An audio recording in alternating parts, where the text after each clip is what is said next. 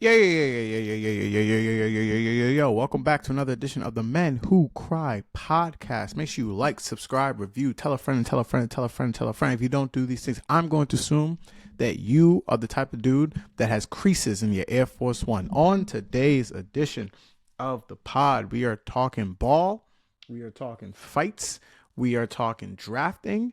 But first, we are going to be talking about the death of the regular season. We always hit this point, I feel like, in the playoffs every year, where we have the conversation about the death of the regular season. And why am I talking about that? Is because the number one seed in the Eastern Conference, your Cleveland Cavaliers, are going to go home. They are currently down 3-1 to the Indiana Pacers after getting smacked in game 4 on Sunday night. I watched that game literally till halftime, and I said, there's no chance Cleveland's coming back. I threw on a movie, very nice movie with that. The Cavs, despite their injuries, I will say that the Cavs are a little beat up, a little banged up, but this is not what the Knicks series was last season. While clearly Darius Garland can't play, it pretty clearly seems that he has turf toe, which is extremely painful. If anyone's ever had that or just know what that is, like, that's a really tough thing to come back from, especially as a basketball player when you have to push off your foot constantly just to score. And he just doesn't have it. He just doesn't have the burst. He just can't get the hole. He's turning the ball over a lot, and it's just tough to watch. But even with Garland being as bad as he's been, you had the game where Donovan Mitchell dropped damn near 50 points for you. And this is the one thing about the Pacers, is that they just can't guard guards. The guards have ripped them apart, especially in the playoffs the last couple of years. Dame got him last year in the playoffs. Brunson was averaging, I think, 35 or 36 at one point in the playoffs. Mitchell, I'm assuming his points per game went down, but at one point he was averaging like 41 against them in like 3 games. But I do think that their pace of play is the thing that, while I'm not saying they're getting guys hurt per se, but they play at such a breakneck speed. It's just, you can't tell me that level of play doesn't cause some type of breakdown in just teams' bodies, and just fucking exhausting to play those guys. So back-to-back years for the Indiana Pacers making the conference finals. And I think this is an interesting kind of look at of their team and what this concept of about having the best player versus having not the worst player. I would probably argue that the worst player that the Indiana Pacers play, and this is no shots to these players, is either Thomas Bryant or Obi Toppin, right? But if you look at both those guys, more so Thomas Bryant. Thomas Bryant is clearly a good 3-point shooter now, especially from the corners. He's a decent enough defender, but he's also big. And there's just something to say about being in the NBA and being a big body, right? What's one thing they always tell you? You can't teach height, right? And so for him to be essentially their worst player, their player that they don't like the most, versus having what I believe is, I don't necessarily think they have a top 15 player on their team. Halliburton might dance in between that space from here and there. His playoff performances are too up and down for me to give him that title as of yet, but that dude has moments, and he has the stones to make shots. And once you get that defense in rotation, he just flinging the ball over the place. They touch the paint, get it back out, and that place is a barn burner to play when it's going crazy in Indiana. So shout out to the Pacers for being able to make it again. And it once again shows you that the regular season, while it matters in the sense of what you build upon and how you get your team prepared for the playoffs, it's about getting in. It's about getting in, having your style of play, and making sure, big thing is that your players are healthy. This is now back-to-back season that the Cavs are not going to have Garland out there for most of it. And depending on Mitchell's injury, Mitchell might not play in game 5. because he left in the second half of Game 4. Now maybe that was just precautionary because they were down so much, but if you saw the video of him kind of coming out, he wasn't really able to put any weight on his right foot ankle area. But hopefully he'll be able to play, in that series. And I think this always comes back to the idea again of Halliburton, in the sense of like, not too many guys at his age can say that they've been the best player on 2 conference finals teams, right? And yet he's a guy who I think he's in the Steve Nash zone, where you think, oh, he's getting all these assist games and things like that, but he shoots the ball enough where he's not really fully in there. And I don't necessarily think his offensive bag, as far as like his abilities just to score buckets, is that elite. But his passing is truly incredible. I still think he's the best passer outside of LeBron in the NBA right now. And he's a fucking asshole. And I think there is a level of, I always say this in the NBA, you got to have a level of fuck you in your game, right? Your team has to have that. And the Indiana Pacers has that in spades. Perfect example of the game. Game 3, Benedict Mathurin and DeAndre Hunter got into it, got a little squabble up. I think they got double text and then nothing happened. But then Game 4, I thought that Hunter was going to get ejected. Mathurin flopped, but I thought that was going to happen. He ended up getting ejected. It didn't. Mathurin rather ended up getting ejected. Didn't matter. They beat the Cavs by 1,000,000 points, and I think that really throws teams off. It really bothers them. And this is again another thing with Cleveland, is having the perfect regular season where nothing goes wrong, where no one gets hurt for extended period of times. You're basically cruising the whole time.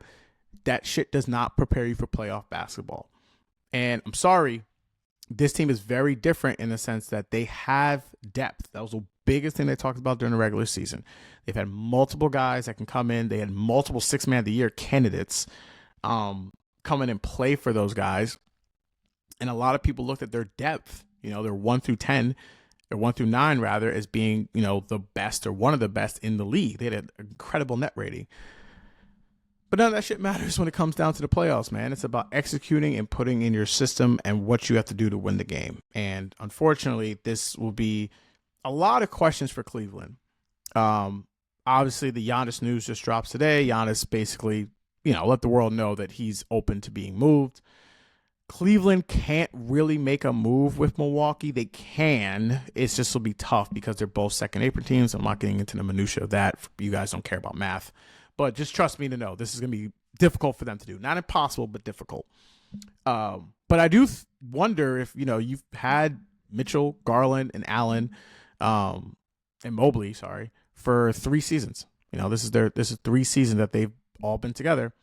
And they've been a first-round exit and a second-round exit, now going to be back-to-back years. You've already hit the fire coach button.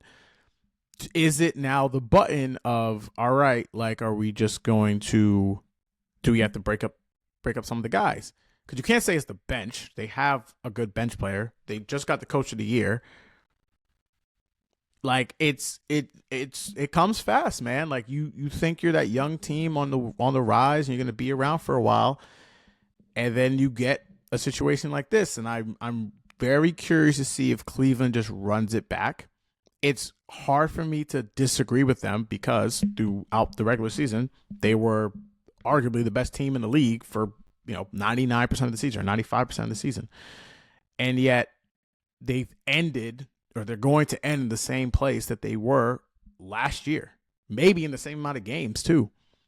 So very disappointing for Cleveland. I'm sorry, Cavs fans. You got your championship, but it'll be all good. We're gonna pivot now a bit, talk about something that happened a couple of days ago in Warriors Timberwolves. For note, we are recording this prior to Game 4, so we will not know the results of that game or if Draymond Green does anything else crazy. So Draymond Green was, they got a dead ball technical in Game 2 against the Timberwolves in their series, and went on a tirade essentially. And I think that's not the part that's got people upset. It's the part that where he said about the black men and being perceived as an angry black man. And I really hate that I hate sometimes that people like Draymond put people like me specifically, because of my skin tone and what I represent, in a very awkward box. Brother, I'm not trying to go with the people who say why you always got to make it about race. But dog, why did you have to make this about race? I think Draymond Green is one of the best defensive players in my lifetime. He's definitely been the best defensive player of this generation. And he is, I would say, the second best player in the non-KD Warriors runs, right? Outside of the Kevin Durant year. If I'm just taking the core guys of Clay, Draymond, and Steph, I would say it was Draymond. And my main reason for saying that is because his ability to play the five pretty much his whole career, he toddled between the four, but he's pretty much been a center for a large part. His ability to do that unlocked their championship window, right? Because you basically, it in a lot of people talked about it created small ball, but that was a little bit of a misnomer. It was really the fact that it was skill ball, with the fact that now, from that point on, there was never a player on the court that if you put the ball in their hand, they couldn't do one of the three: dribble, pass, or shoot. Obviously, Draymond Green wasn't an elite shooter, but if you left him open, clearly a guy who can hit 3-point shots, even though it's not at high volume. 1,000% a Hall of Famer, and a guy who I think is a disruptor in terms of like what athletes can now do in their spaces. I think he has been abhorrent as far as media coverage, as far as what he's allowed to talk about, and how much his influence, I think, has negatively affected the NBA. We can go back to this year earlier, where he basically ripped the All-Star game while he was at the All-Star game. Mind you, he is part of the reason why the All-Star game is so fucking bad. Okay? He is the definition of being black, calling the pop black. You know what I'm trying to say. And this is a guy who has taken no responsibility. He cost his team a championship flat out. And he has been someone who has done the same thing over and over and over again about how I've apologized to teammates for my actions, and then does the same shit every single time, right? He is in a weird way kind of found like a glitch in the system where he'll either get a tech or a flagrant foul like really early in the game, and then basically it kind of almost like washes over him of like, now I can do whatever the fuck I want, because he knows the refs aren't going to throw him out of the game at that point. And he loses his mind. And it's so disheartening for a guy who I assume is intelligent and is eloquent and does all these things with his words, for him to use that language, because it's just a cop-out. That's just what it is. Okay? If he wants to now cite that a fan said something to him and that's what set him off, fans have been saying vile shit to Draymond Green his whole career. Not just to him, to every NBA player. If I gave this microphone to an NBA player and asked them what is the most vile thing a fan has said to you, I don't think fans could even process the level of vitriol people have said to players. Mike Breen last year, when it was the Dallas Mavericks were playing the Boston Celtics, and of course Kyrie Irving was back playing against the Boston Celtics, he even noted on the broadcast that someone screamed something truly vile at Kyrie Irving. Okay? about a basketball game. So I'm not putting a fan above whatever the hell they said. But this not that. This is you not being able to take accountability for your actions. And you not being a guy who's willing to stand up with your word. Okay? His words have done, I think, irreparable harm to the league. Irreparable harm. And as much as Steph, I think, covers over his nonsense, it gets unbearable, especially when he's out there. So when Jordan Poole called him a backpack and he sucker punched him in the face, his own teammate, and didn't really apologize for that, or when Rudy Gobert called him, he always wants to lead the game when Steph's not there. A little bit of a fact to that. He's just an annoyance. And he says a lot of stuff. I'm not even getting into the fact of what he said about Karl Anthony Towns, which was fucking disgusting. He's just a dick. He's always been that. He'll always be that. But he crossed the line when he tried to talk about how he is perceived. No, big man, you did that.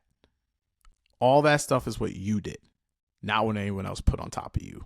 All right? That's not how that shit can go down.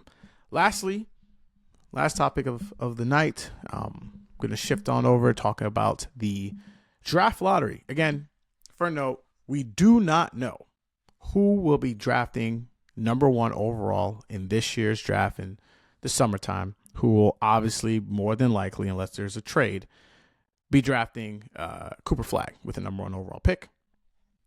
I don't necessarily need to know about that. You guys will obviously know by the time this podcast comes out. But I want to just talk about the idea of the lottery itself. And I've had this thought for a while, and I stand by it to this day. I think the lottery needs to be abolished. And I feel like we should be done with this, and we shouldn't have it for a while. Couple of reasons why. There's no other industry in the world where we have a young person, 18, 19, 20 years old. They're the best at what they do. They're one of the best at what they do. And yet we force them to go to one of the worst companies to work at. If you're, a bioengineer, they're not telling you or force you to go work at a third-rate company in some random part of the world just because, and then in a couple of years, if you didn't turn that company around, they're going to end up looking at you and causing you a lot of nonsense. And then we put these players in really bad positions with this. Mark Cuban said this years ago, and I completely agree. I personally think that we should just simply get rid of the draft lottery and just make it free agency. And what you can do is you use it with money. My idea has been very simple for a while.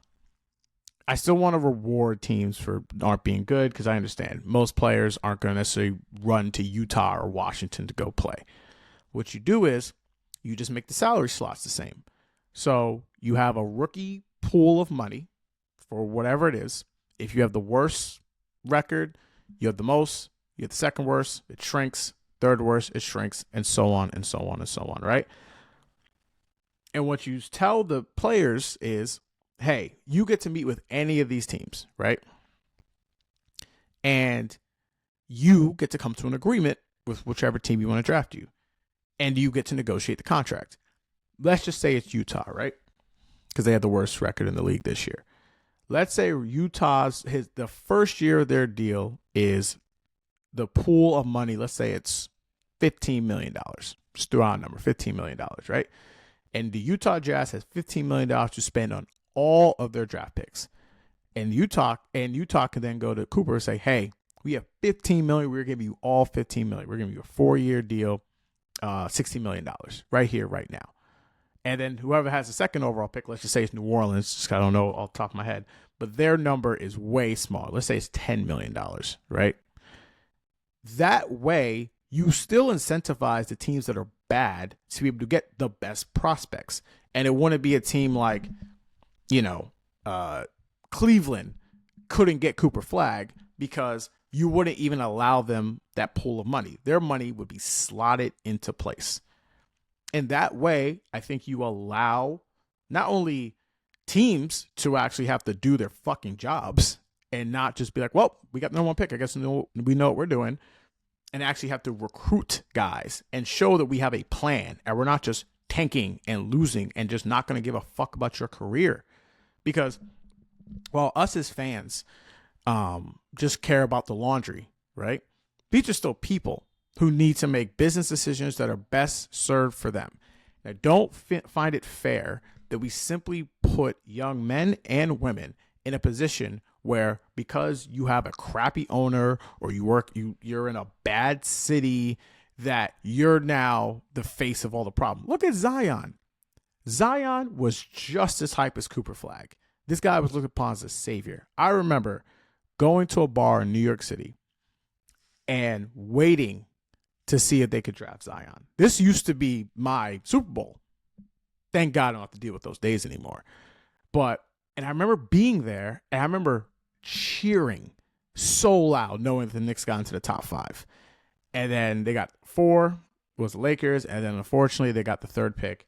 And you could feel the weight of it happening to people. Just the whole thing just being like, ugh. You know, you just felt the whole pain of it. And there's nothing you can do. And Zion ends up going to New Orleans, and that's probably been the worst thing for his career. I'm not taking any away from Zion. Zion's got to stop eating like a glutton, get himself into better shape. However, this is New Orleans, who's had 2, I would say, generational number 1 picks and are probably going to lose both of them in the next couple of years, in Anthony Davis and in Zion Williamson. But ultimately, this to me is it's so broken in a sense that we are now forcing where players need to go, that I just think it's just ridiculous. And I would love for some league. Now, would some league get rid of this? No, because unfortunately, at the end of the day, they have the draft lottery on TV. They're going to have the lottery play, or they're going to have the actual draft play. There's too much TV dollars in this. So while I think this will ever go away, no. And free agency isn't really a TV grab as much as the draft, because you know who's going where and when you want to see when they will go. But it's just an observation of something that I think is just fundamentally broken, un-American. I think that just needs to be honestly dissolved and rearranged. But that's all the time I have for you guys today. Please enjoy the pod. And like I said, like, subscribe, review. Again, tell a friend, tell a friend, tell a friend to tell a friend. And I'll see you guys again later in the week. Everyone stay safe. I'm out.